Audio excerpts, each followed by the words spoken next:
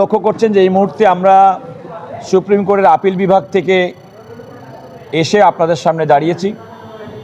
এখানে আমাদের সঙ্গে বাংলাদেশের অন্যতম সিনিয়র আইনজীবী সুপ্রিম কোর্টের আপিল বিভাগের এবং দেশের সংবিধান বিচার আইন বিষয়ক অথরিটি আমি বলবো সিনিয়র অ্যাডভোকেট জনাব আহসানুল করিম আমার সামনে উপস্থিত আছেন।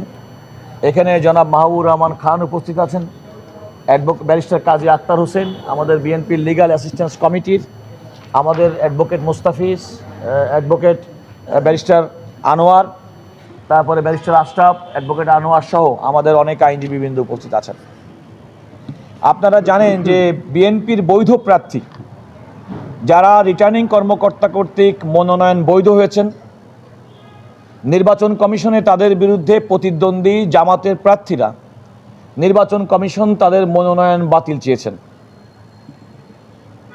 তৎসত্ত্বেও নির্বাচন কমিশন উভয় পক্ষের কথা শুনে বক্তব্য শুনে তাদের আপিল নামঞ্জুর করেছেন, অর্থাৎ এ সকল বিএনপি প্রার্থীর প্রার্থিতা তারা বৈধ বলে ঘোষণা করেছেন। এমন দুজন প্রার্থী যাদের বিরুদ্ধে জামাতের প্রার্থী সুপ্রিম কোর্টের হাইকোর্ট বিভাগে রিট পিটিশন দায়ের করেছেন এবং তাদের প্রার্থিতা বাতিল চেয়েছেন। তাদের একজন হলো চট্টগ্রাম 2 আসনের ফটিকছড়ির বিএনপি মনোনীত প্রার্থী জনাব সরোয়ার আলমগীর, আর একজন হচ্ছে চট্টগ্রাম 4 সীতাকুণ্ডের বিএনপি মনোনীত প্রার্থী জনাব আসলাম চৌধুরী। আপনারা জানেন বিগত ফ্যাসিবাদ আমলে যিনি 9 বছরের বেশি সময় বিনা বিচারে কারাগারে ছিলেন। ওনাদের বিরুদ্ধে জামাতের প্রার্থীর পক্ষ থেকে উত্থাপিত অভিযোগ হচ্ছে ওনারা ঋণ খেলাপি, সুতরাং তারা নির্বাচনে প্রতিদ্বন্দ্বিতা করতে পারবেন না।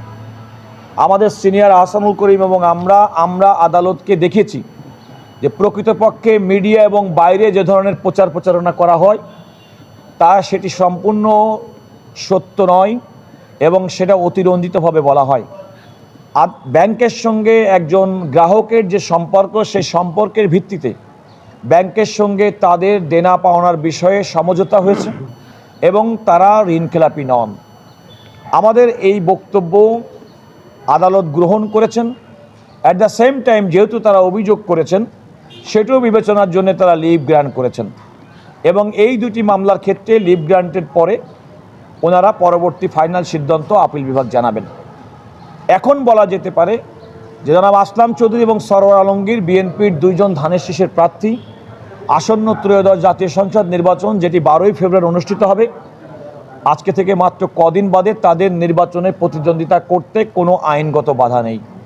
দেশের সর্বোচ্চ আদালত আপিল বিভাগ, সুপ্রিম কোর্টের আপিল বিভাগ কর্তৃক আজকের এই আদেশের পরে তাদের বিরুদ্ধে তাদের প্রতিদ্বন্দ্বী জামাতের প্রার্থীদের আনা অভিযোগ এবং সেই অভিযোগে তাদের নির্বাচনে প্রতিদ্বন্দ্বী থেকে সরে রাখার যে কৌশল সেটা আর কাজ করলো না বলে আমরা মনে করি। আপিল বিভাগের এই আদেশের পরে তাদের নির্বাচনে প্রতিদ্বন্দ্বিতার পথ একেবারে সুগম হয়ে গেল। আরেকজন আপনারা জানেন যে শেরপুর 3 আসনের জনাব ফাহিম চৌধুরী তিনি একজন অস্ট্রেলিয়ান নাগরিক ছিলেন। নির্বাচনে মনোনয়ন দানের পূর্বেই তিনি অস্ট্রেলিয়ার নাগরিকত্ব পরিত্যাগ করেছেন। তা সত্ত্বেও রিটার্নিং কর্মকর্তা তার মনোনয়ন বাতিল করেছিল। তিনি নির্বাচন কমিশনে গিয়েছিলেন, নির্বাচন কমিশন তার পক্ষে রায় দিয়ে বলেছেন জনাব ফাহিম চৌধুরী একজন বৈধভাবে মনোনীত প্রার্থী।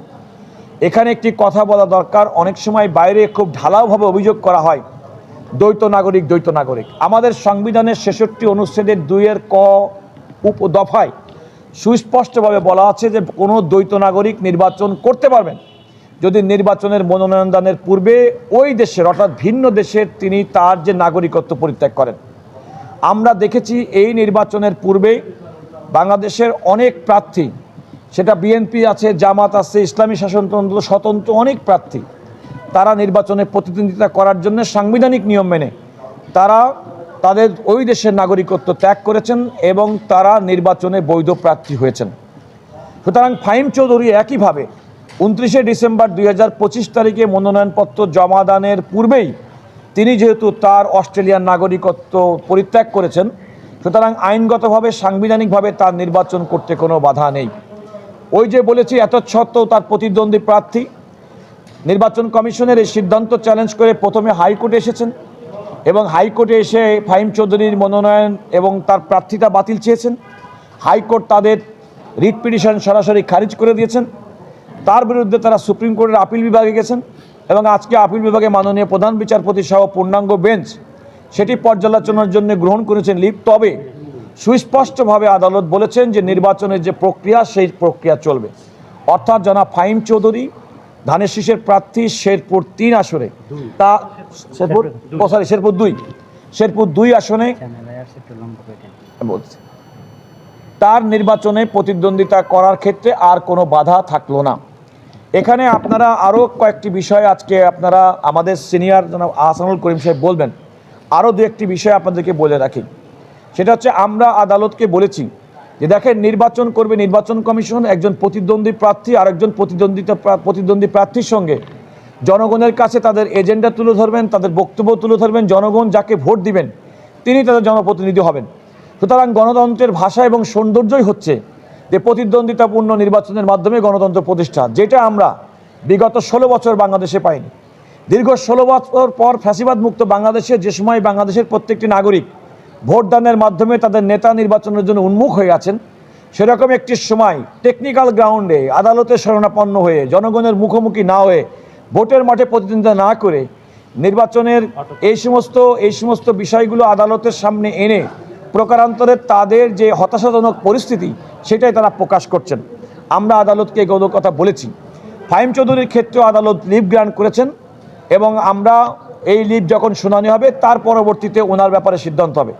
মোটা দাগে আমি যে কথাগুলো বললাম যে বর্তমানে বিএনপির চট্টগ্রাম 2 ফটিকছড়ি আসনের বিএনপি মনোনীত ধানের শীষের প্রার্থী জনাব সরোয়ার আলমগীর, চট্টগ্রাম 4 আসনে বিএনপি দলীয় মনোনীত প্রার্থী সীতাকুণ্ডের জনাব আসলাম চৌধুরী, শেরপুর 2-এর বিএনপি মনোনীত ধানের শীষের প্রার্থী জনাব ফাহিম চৌধুরী, তাদের আসন্ন ত্রয়োদশ জাতীয় সংসদ নির্বাচনে প্রতিদ্বন্দ্বিতা করার কোনো আইনি বাধা থাকলো না।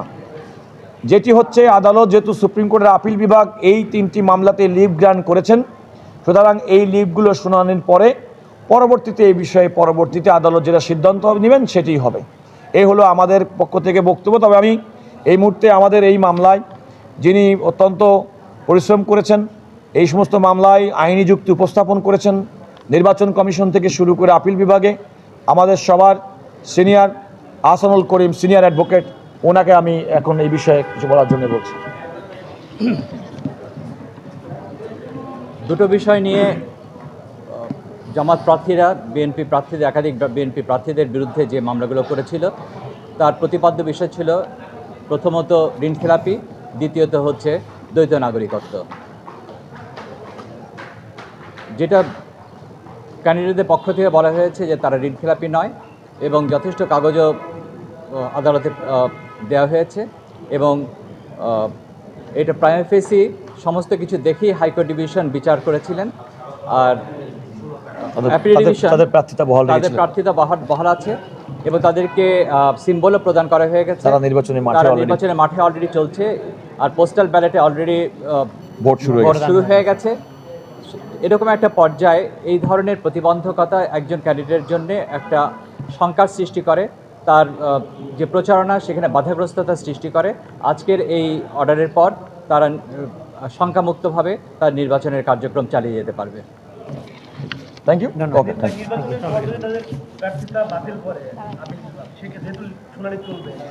দেখুন এই ক্ষেত্রে এটা তো আপনার নির্বাচনে যখন আপিল বিভাগ লিভ গ্রান্ট করে এবং এই লিভ গ্রান্ট মানে তো আদালত একটা পর্যালোচনার জন্য একটা আইনি প্রশ্নকে ওনারা সামনে নিয়েছেন এবং যে সমস্ত পয়েন্টগুলোর উপরে লিভ দিয়েছেন সেটা একেবারেই সুনির্দিষ্ট।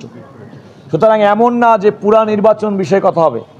আদালত দেখবেন এবং সুপ্রিম কোর্ট যখন লিভ গ্রান্ট হয়, যখন আইনের একটা ব্যাখ্যার প্রয়োজন হয়, আদালত মনে করেছেন এই বিষয়ের জন্য দেশের সর্বোচ্চ আদালতের একটা আইনি সুস্পষ্ট ব্যাখ্যা প্রয়োজন। ঠিক সেই সমস্ত পয়েন্টগুলোর উপরে তারা লিভ গ্রান্ট করেছেন এবং সেই লিভ গ্রান্টের পরে যেহেতু এই সমস্ত প্রার্থীদের নির্বাচনে অংশগ্রহণ করার জন্য সুযোগ দিয়েছেন, অনুমতি দিয়েছেন এবং বলেছেন নির্বাচন প্রক্রিয়া চলবে, সুতরাং নির্বাচন প্রক্রিয়ার পরে যদি কোনো কারণে এই সমস্ত প্রার্থীরা নির্বাচিত হন তখন এই সমস্ত প্রার্থীদের বিষয়গুলো সুবর্ণ আমরা বিশ্বাস করি এবং আমাদের আমি আদালতকেও আজকে কথা বলেছি যে সমস্ত প্রার্থীরা বিরুদ্ধে প্রতিদ্বন্দ্বী জামাতের প্রার্থীরা সর্বোচ্চ আদালত পর্যন্ত তাদের প্রার্থিতা বাতিল করার জন্য এসেছেন, জনগণের ভোটে প্রত্যেকে নির্বাচিত হওয়ার মতো প্রার্থী এবং তারা ধানের শীষের প্রতীক নিয়ে নির্বাচন করবেন। আদালতের সামনে যেহেতু বিষয়টি থাকবেন, আদালত তো এই বিষয়টি বিবেচনায় নিয়ে সেই সিদ্ধান্ত দিতেই পারবেন। কিন্তু অ্যাজ অফ টুডে এখানে মনে রাখতে হবে, আদালতের সামনে মূল প্রশ্ন হচ্ছে তাদের প্রার্থিতার প্রশ্ন, তারা বৈধভাবে প্রার্থী হয়েছেন কি হননি। সুতরাং নির্বাচিত হওয়া নির্বাচিত না হওয়া এগুলো তো আদালতের পরবর্তী পর্যবেক্ষণের বিষয়। অ্যাট দিস মোমেন্ট আদালতের বিচার্য বিষয় হচ্ছে তারা বৈধভাবে প্রার্থী হতে পারেন কিনা। আজকের আদালতের মাধ্যমে চূড়ান্তভাবে স্বীকৃত হলো যে তারা নির্বাচনে প্রতিদ্বন্দ্বিতা করতে পারবেন। সবাইকে ধন্যবাদ।